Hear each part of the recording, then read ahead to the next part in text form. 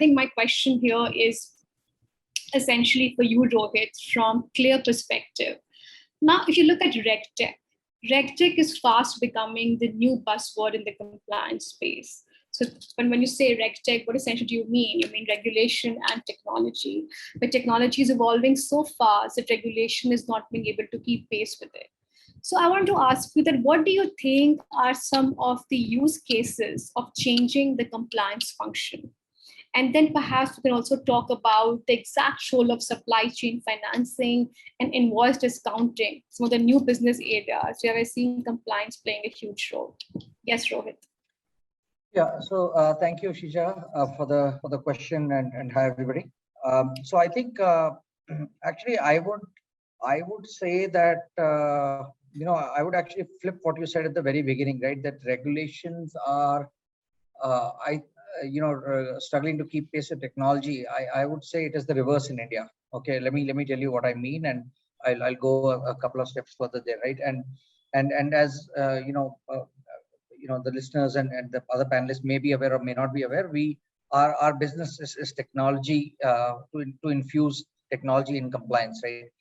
And I feel like fundamentally what people miss, right, is, I think as Nehal rightly pointed out, compliance is going to keep going up.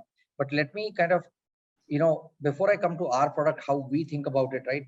One aspect of what we do is we try to gauge, because one of our core constituents is the regulator, right? Like we are a distributor of a regulatory regime, right? We take those products in every company and we make them kind of happen over there, right? In the right shape and form.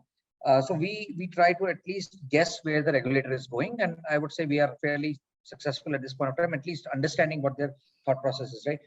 I think there's 2 or 3 things here which are very, very cutting edge for me, right? The number one thing is probably we are running the deepest, API regulatory stack in the world at this point of time, right? What do I really mean by that, right? That's well said. Yeah. Right. So the government has decided overall, and this is not actually, it is even broader than regulations, but but just like, if you take the UPI analogy, right? Mm-hmm. The government has decided that we want to jump 2 or 3 orbits in the same go. We don't have time as a country, right? With so many poor people, so many gaps, we can't go linearly, right? So now they're saying, okay, what is the end state which is thinkable for us, right? Let's say the end state is all bank accounts connected and this and that. Now they realize to roll it, they will only stay on the back end. They will outsource the back end to a third party, developer or whatever, and create APIs to multiple form factors, because they cannot design all the form factors, right? Gone are the days when you had to design a full SBI to serve the country, right? Now they're saying there have to be 150 SBIs in the country, right? So now they are creating an API stack, and they are saying, let there be all kinds of, user interfaces in front of the customer, right? There might be one, called Bheem. There might be another one called PhonePe, Google Pay. They don't care. They're just saying my API stack, my payment stack has to distribute very fast. Same thing I see happening in compliance today, and it will continue to happen over the next 10 years, in my opinion. Okay. What do I mean by that, right? In compliance world, GST is a fully digital stack, right? Many of you, obviously all of you actually are very aware. There is no way of paper dealing at all, right? And what they are doing is, hey, we got a backend, we've got APIs. Now you guys connect through whichever interface you want. I don't care. Everything has to be digital.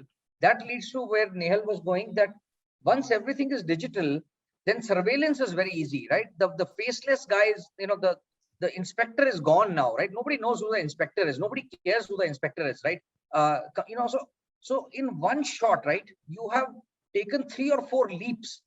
And if you look at it, right, just in the last 4 years, right, it's like 4 years old, right?